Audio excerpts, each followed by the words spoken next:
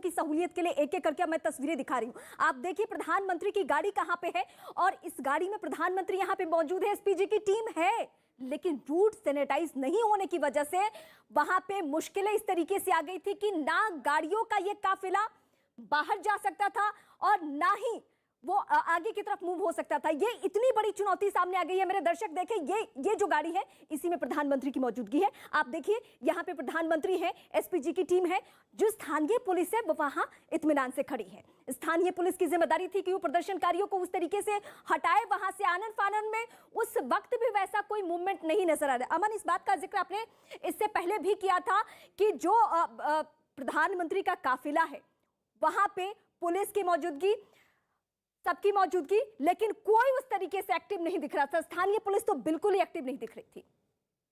देखिए, इस तरह के आरोप तो हैं और बहुत सीरियस चार्ज हैं ये, और ये स्टेट गवर्नमेंट भी इसको एक्सेप्ट कर रही है कि ये सिक्योरिटी लैप्स है जिसकी जांच की जा रही है। आरोप अगर देखे जाए तो आरोप तो यहाँ तक लगाए जा रहे हैं कि पुलिस ने एस्कॉर्ट किया था, बल्कि पुलिस ने एस्कॉर्ट किया प्रोटेस्टर्स को, वो वहां तक लेकर आए, उनको बिठाया और हटाया नहीं।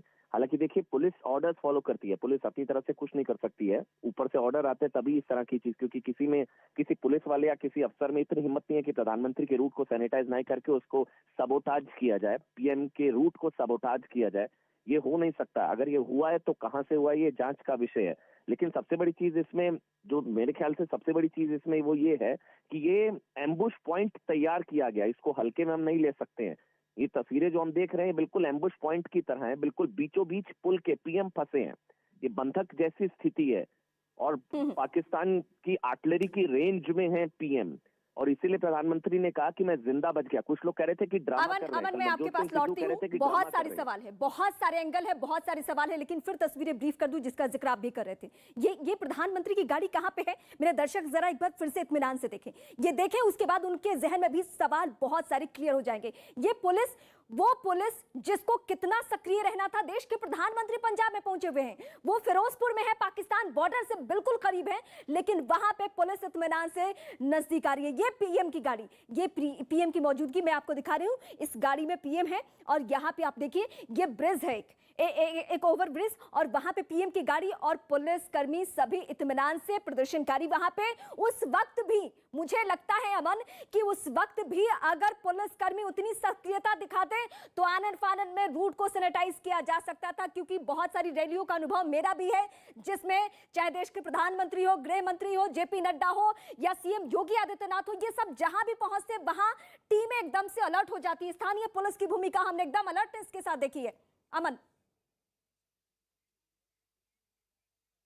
वो तो रूट पहले सैनिटाइज हो जाता है। ऐसा नहीं होता कि जब पीएम आ जाते हैं तब फिर सैनिटाइज होता है, वो तो पहले ही हो जाना चाहिए था, वो नहीं हुआ। कल भूपेश बघेल प्रेस कॉन्फ्रेंस कर रहे थे, वो कह रहे थे कि कोई हथियार, कोई पत्थरबाजी थोड़ी ना हुई, कुछ हमला थोड़ी ना हुआ प्रधानमंत्री की गाड़ी पर, कुछ हुआ थोड़ी ना। नवजोत सिंह सिद्धू कह रहे थे कि तो ड्रामा है, ये तो पॉलिटिकल ड्रामा है, कुछ भी नहीं हुआ, कुछ हुआ थोड़ी ना। लेकिन आज शायद इन तस्वीरों को देखने के बाद शायद अब कोई नहीं कुछ बोल पाएगा, क्योंकि ये तस्वीरें साफ तौर पर बता रही हैं कि बहुत ही वल्नरेबल सिचुएशन में थे पीएम। वहां पर कुछ भी हो सकता था, कुछ भी हो सकता था। देखिए, पहले भी धमकियां दी गई थी, ये ऐसा नहीं है, इंटेलिजेंस इनपुट्स थे इस तरह के कि पीएम की रैली को या पीएम के रूट को इस तरह से सबोटाज किया जा सकता है, या प्रोटेस्ट के या इस तरह के आंदोलन के, इस तरह के इंटेलिजेंस इनपुट्स थे। धमकियां पहले दी गई थी कि पीएम के रूट में, पीएम की रैली में ये सारी चीजें होंगी। उसके बावजूद ये सब हुआ तो क्यों हुआ, कैसे हुआ, किस तरह से हो पाया, या जानबूझकर होने दिया गया? ये सारे सवाल हैं। क्योंकि इसको सीधा ये कह देना कि ये ड्रामा था, या ये कह देना, जो कल सबसे जो खतरनाक जो टिप्पणी आई वो भूपेश बघेल की आई, कांग्रेस के सीएम, वो तो कह रहे थे कि कोई पत्थरबाजी हुई क्या, कोई हमला हुआ क्या, हो जाता तो, क्योंकि हो सकता था। अब ये तस्वीरें देखने के बाद शायद सबको एहसास हो रहा होगा कि हाँ, बहुत ही सीरियस सिचुएशन थी। अमन, मैं आपके पास लौटती हूँ, एक बार फिर हम दर्शकों को दिखाते हैं ये तस्वीरें। मैं फिर आपके सामने ये तस्वीरें ब्रीफ करती हूँ। ये देश के प्रधानमंत्री की मौजूदगी कहाँ पे है? फिरोजपुर में है। फिरोजपुर बहुत ही करीब है पाकिस्तान से, और पाकिस्तान से करीब प्रधानमंत्री का ये काफिला तकरीबन 20 मिनट तक यहीं पे एसपीजी की टीम जो कि हमेशा एक्टिव रहती है, उस दिन एसपीजी की टीम के पास भी विकल्प नहीं बचे थे कि कैसे यहां से पीएम को वापस दिल्ली पहुंचाया जाए। और ये सब कुछ करने में कितना वक्त लग गया, 20 मिनट का। यहां ये पंजाब पुलिस की तस्वीरें आप देखिए, यूं तो पंजाब पुलिस सक्रिय नजर आती है, लेकिन उस दिन सब इत्मीनान से वहां पे खड़े हैं, कुछ भी कोई मूवमेंट करता हुआ नजर नहीं आ रहा है। हमारे सहयोगी इस वक्त फिरोजपुर से सीधे हमारे साथ जुड़ चुके हैं, उनसे मैं समझने की कोशिश करती हूँ। मनदीप, वहां पे एमएचए की टीम पहुंची हुई है, एमएचए की टीम की अभी किससे किससे बातचीत अभी तक हो पाई है, ये जरा अपडेट कीजिए।